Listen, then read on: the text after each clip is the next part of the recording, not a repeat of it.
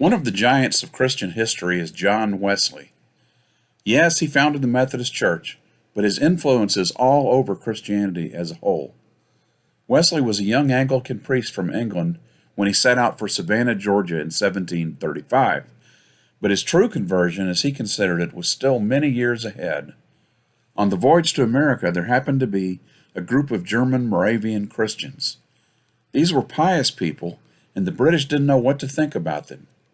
They pitched right in and did menial chores that the British felt themselves too good to perform. They were often pushed around, slighted, but they turned the other cheek and never complained. Some of the other passengers felt these meek Germans were amusing. But then one night, a storm broke out on the sea, a really bad one. The mast came down, broken in two. Water began to pour into the rooms and chambers. The passengers, including John Wesley, began to cry out and wail in fear. But as Wesley hurried across the ship, he came across the room where the Moravians happened to be worshiping. They never missed a beat. They calmly sang their hymns, prayed. Wesley couldn't believe it. The next day, as the storm passed, he asked some of them, "Didn't you fear for your lives?" They said, "No, we trusted in the Lord and weren't afraid to die." "What about the women and children?" "No," they said, "our women and children, they're not afraid to die either." Wesley spent about 2 years in Georgia, but in truth, his ministry was a failure. He simply wasn't ready. But he kept thinking back to those Moravians. They had something he didn't. Their trust in God was absolute, unquestioning. It weathered the storm better than the ship or any of the other passengers. Ultimately, it was the Germans and their faith that led John Wesley to a full commitment to Christ, a commitment that would powerfully remake the religious landscape, particularly in the United States, a faith that was full of joy rather than fear, a faith that was built to withstand life and its trial by storm.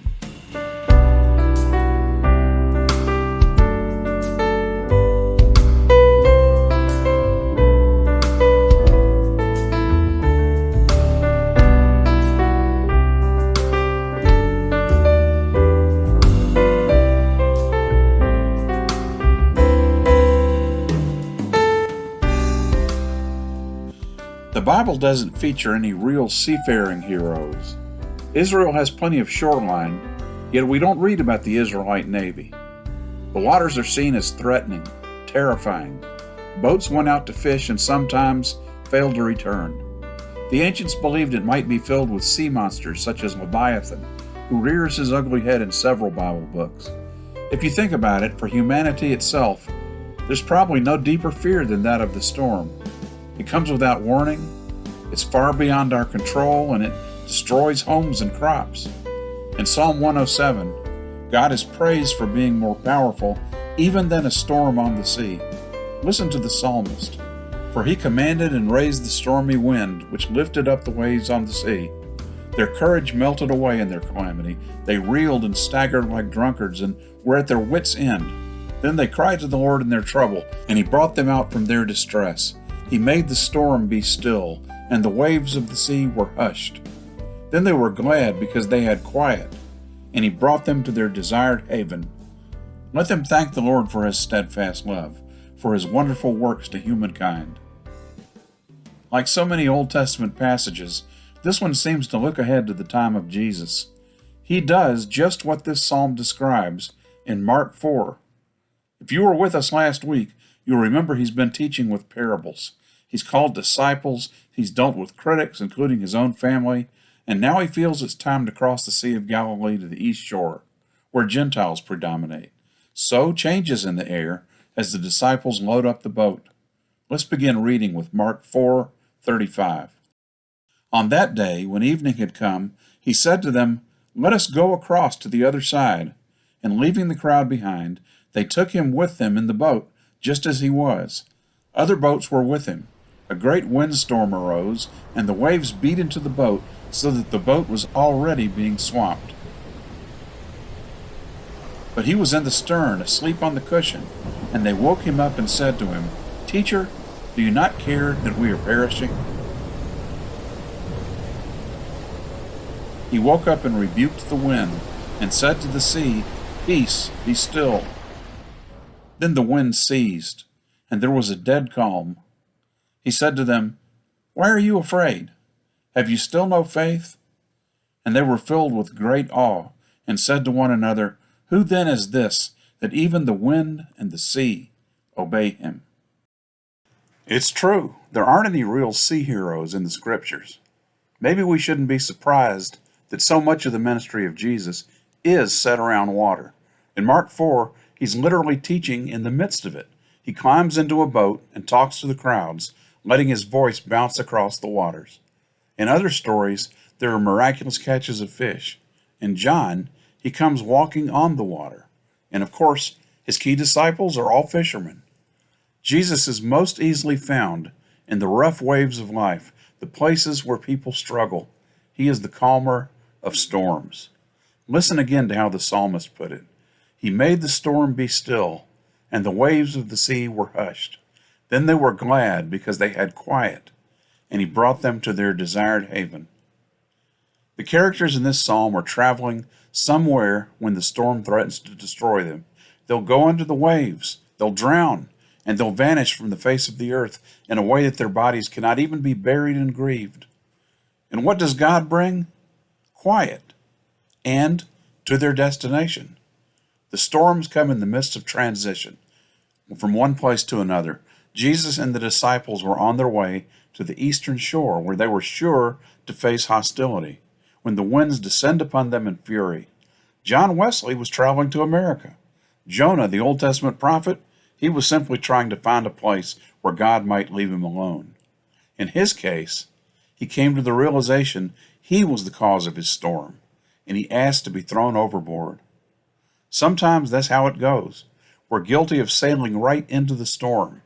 We make poor decisions. We damage our relationships. We set out for the wrong destination at the wrong time, and so we reap the whirlwind. But other times we face the storm simply because we're trying to live in obedience to God.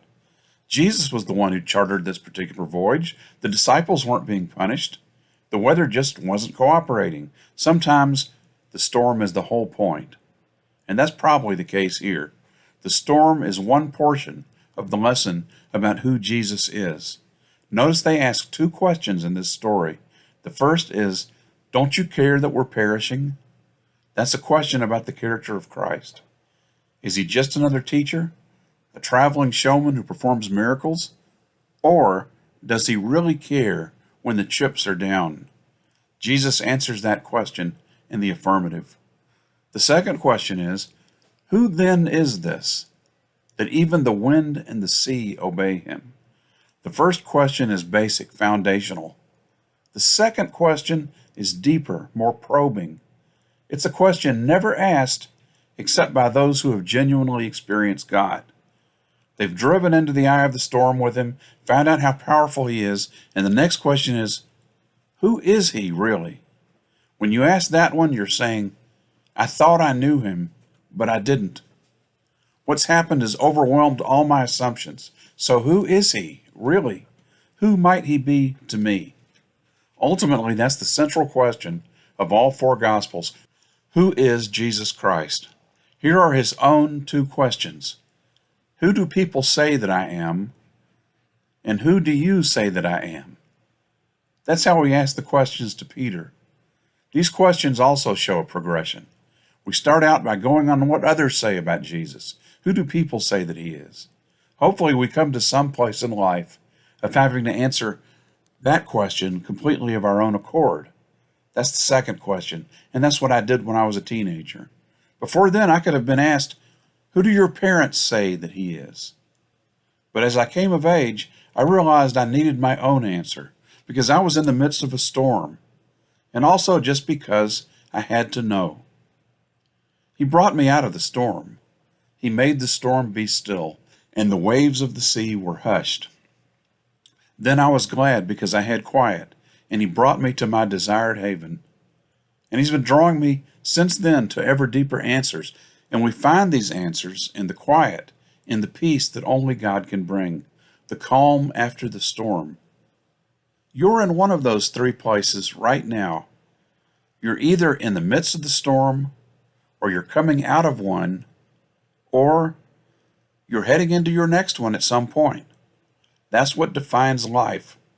Not how sunny your weather is, but how you handle it when it isn't. None of us walk between the raindrops. So it's all about what gets you through the thunder and the wind and the waves.